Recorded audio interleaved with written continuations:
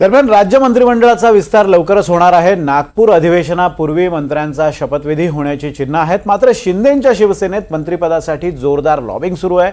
अनेक जण इच्छुक असल्याने शिंदेंनी मंत्रिपदासाठी काही निकष लावलेत। नेमके काय निकष आहेत आपण पाहूयात एक रिपोर्ट।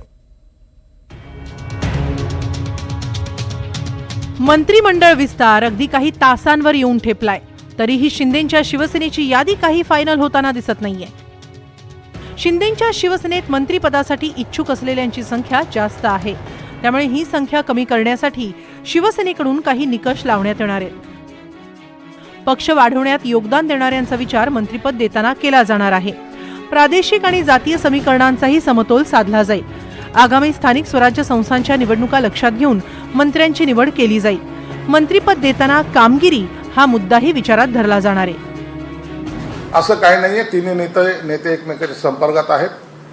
तिन्ही नेते कधी निर्णय घ्यायचा याची त्यांना सगळ्यांना चांगली जाण आहे, म्हणून ते कधीही कोणत्याही क्षणी एकत्र येतील आणि हा निर्णय सुद्धा होऊ शकतो।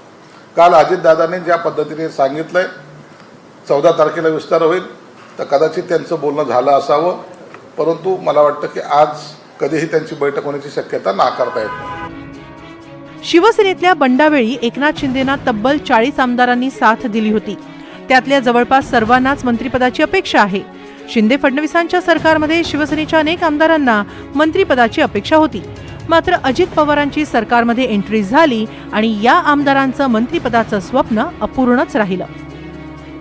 संजय शिरसाट, भरत गोगावले आणि प्रताप सरनाईक हे तिघेही मागच्या सरकारमध्ये मंत्रिपदासाठी आस लावून बसले होते, पण सरकारचा कार्यकाळ संपला तरी मंत्रिमंडळाचा विस्तार झालाच नाही।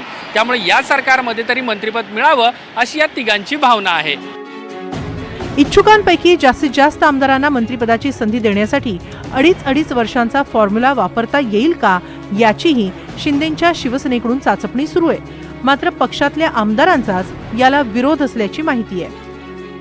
तुम्ही सांगितलं यादी ठरली, नावं मला पाहिजेत ना, मी आता ताबडतोब अभिनंदन करून टाकतो ना। 21-13 ठरला असं काही चर्चा झाली ठरला